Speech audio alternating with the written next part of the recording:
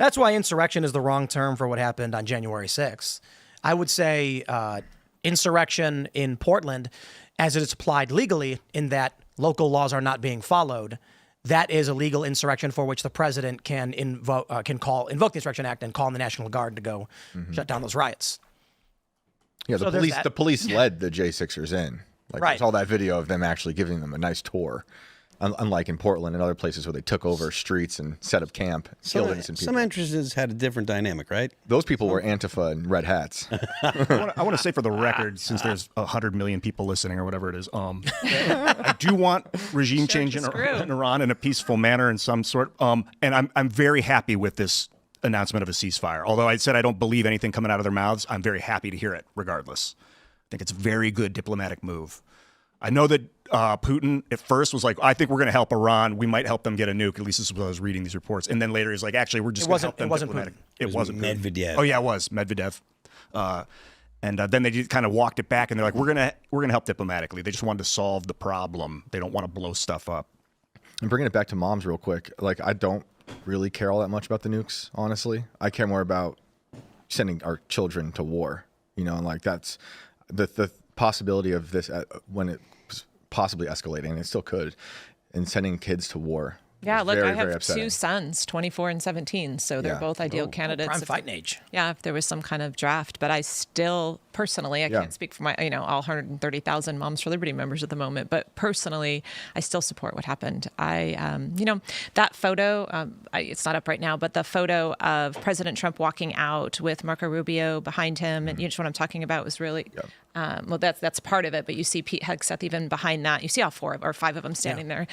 I kept going back to that photo and just looking at these men that I feel like we've gotten to know over the last few years. These are good men that I know of. I've met their spouses. I feel like I have some familiarity with them. And to see the looks on their faces, they knew what the decisions they were making. They knew there was some risk, even if there was calculated and risk, and they felt like it was in the right direction. And I just am, I'm thankful for them. I'm thankful that they are making the hard choices and leading the way. Well, it is the suburban mom that won Trump the election.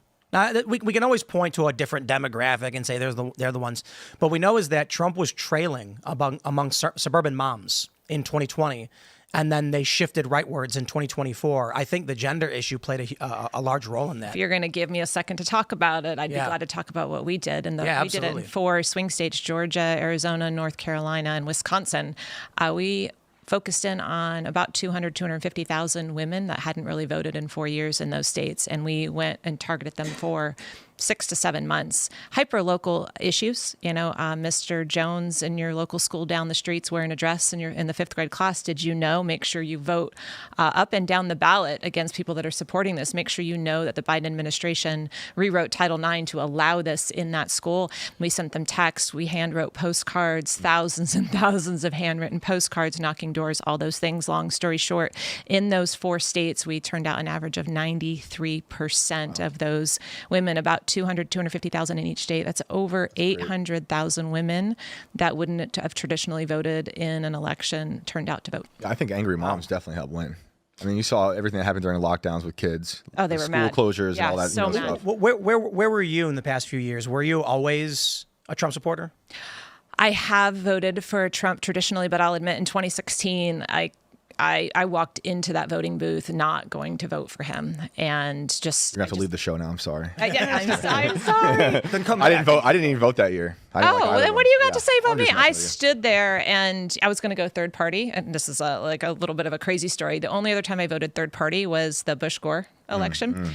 And I sat up all night like, I'm the reason this is happening because I didn't vote for Bush. It's my fault. Like, I personally felt like, we went through the hanging chads because of me. And so I told myself that night I would never do third party. I kept thinking about that, and I wasn't going to vote for Hillary Clinton. And so I ended up voting for him. But it's been an interesting road. I wasn't always the loyalist that I am now. Do you find that, moms view him as icky? Less and less. Less and less. Less and less. Wow. Yeah. Because he's chilled out? Why do you think that is? Look, he campaigned on several things that had to do with Moms for Liberty issues, the overreach of government, what they saw what the Biden administration did to parents that were just standing up trying to protect their children. He stood on that issue. He stood on the issue of keeping boys out of women's sports. He understands what's going on in education, and he has listened to us on those. And he came right out the gate as soon as he took office, and executive order after executive order after going in.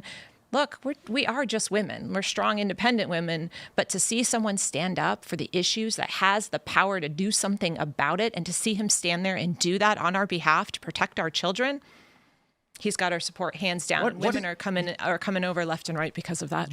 Thanks for checking out this clip from Timcast IRL. Make sure to watch the show live Monday through Friday at 8 p.m. Subscribe to this channel, and we will see you all there.